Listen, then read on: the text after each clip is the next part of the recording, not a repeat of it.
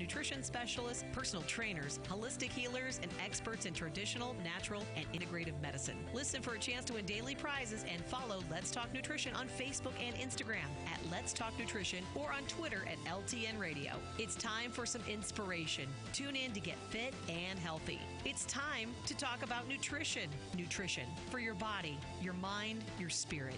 It's time to talk about proper exercise, stress relief, eating well, and supplementation to help. Get ready to take charge of your health because your health is your wealth and the wealth of those who care about and love you. It's time for Let's Talk Nutrition with Dr. Michael Garko. Welcome to the show.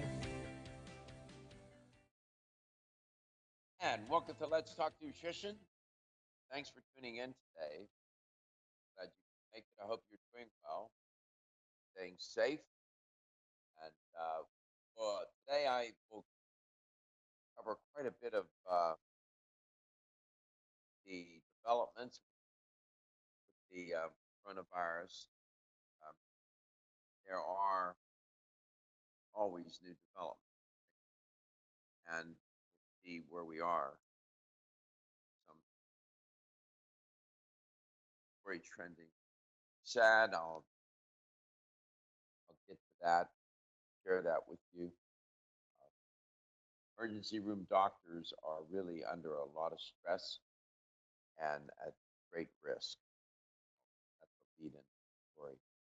I'll bring you up to date on some of the developments, what the facts are, some of the statistics, metrics, so on. We'll also talk about some of the things that you can do at home to maintain your energy levels, keep yourself, more energized. So get into all of that. Reggie is in the studio. Katie's still in the studio. Of course, they're there at the iHeartMedia complex, the virtual ghost town. They're there, essential workers, be there at work. And story about a mayor who believes that congressional leaders need to get back to Washington and work, that they are essential workers. To that too. Katie, I hope you're doing well today.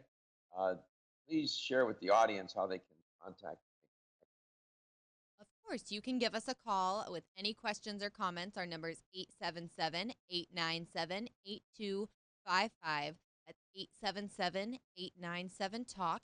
You can always send Dr. Garko an email, even if it's after the show. Just send him an email. His email's Dr. Garko, Garko, at letstalknutrition.com. And there's no apostrophes or anything, commas, nothing in the Let's Talk Nutrition. letstalknutrition.com.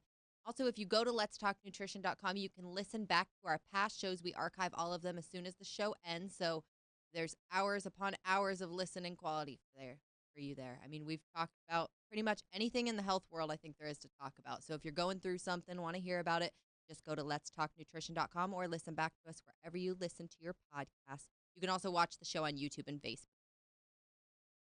Katie, have you taken a look at the iHeart Media podcast and how we're doing on there? Has there been a drop off? What are people doing with the podcast?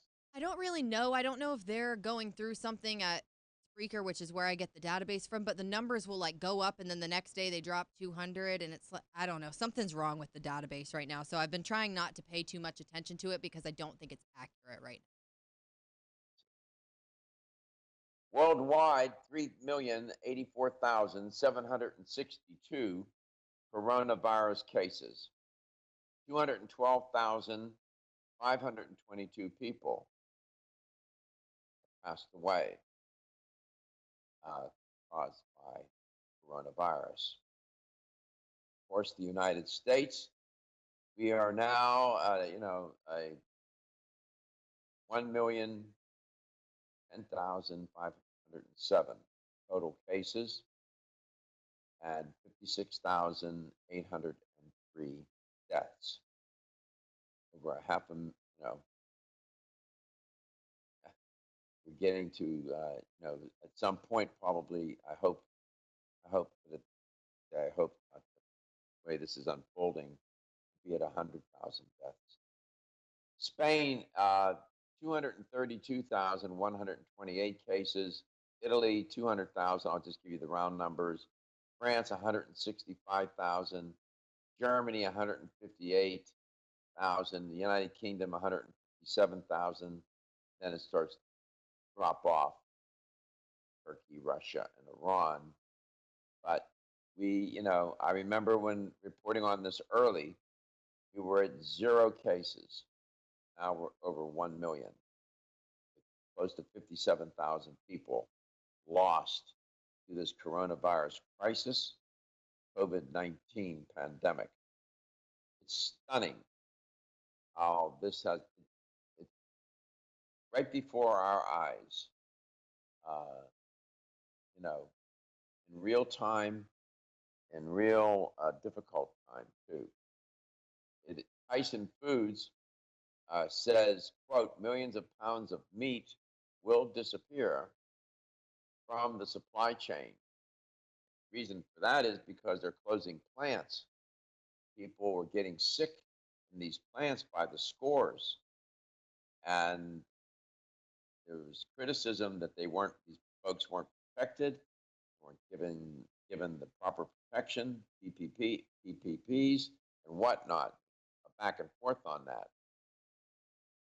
Texas governor said he'll allow his stay-at-home order to expire this Thursday. I'll report more on how this is unfolding in different places across the country, different governors doing different things in their attempt to reopen. Dr.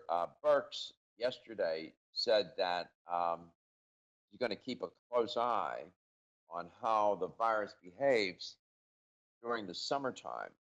She said, quote, it will define how we do in the fall, close quote. She's the White House Coronavirus Task Force Response Coordinator. So normally, she said, Northern Hemisphere respiratory diseases move into the Southern Hemisphere during the summer because it's their fall, Dr. Birx said. She said, quote, it will be very interesting to watch Australia, New Zealand, Southern Africa, and Chile, and Argentina to see what happens, she said, to the virus in the summertime and what's happening with the virus here, close quote. She said that the White House is working, quote, to ensure that we are ready for anything that happens in the fall. I hope so.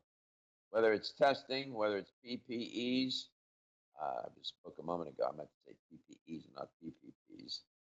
Whether it's ventilators, whether it's a complete surveillance system that understands we have to track asymptomatics as well as symptomatic individuals. All those pieces need to accelerate, she said, expand to be ready for the fall, close quote. We'll see. I'll report on the CDC here and something that they did and didn't do. A moment. Yesterday, yesterday was the second installment, supposed to be, for a small business loan program. The second launch of it's called the Paycheck Protection Program. They were hoping that it would go better than the first round. Well, not so much. In fact, it's being reported that lenders and small business owners who had hoped the kinks were worked out during these intervening weeks, since this money ran out, the Paycheck Protection Program money ran out, ended the day, they said, in exasperation. There were system-wide slowdowns that left lenders taking to Twitter, people very upset. Small business owners who had been waiting for weeks to get their applications approved are still waiting in a queue after some small lenders failed to get even a dozen applications uploaded. What a mess. I've always been supportive of the federal government, and I've always said that the federal government is here to help us and protect us. I never thought I would hear myself say this federal government is doing an abysmal job at that effort.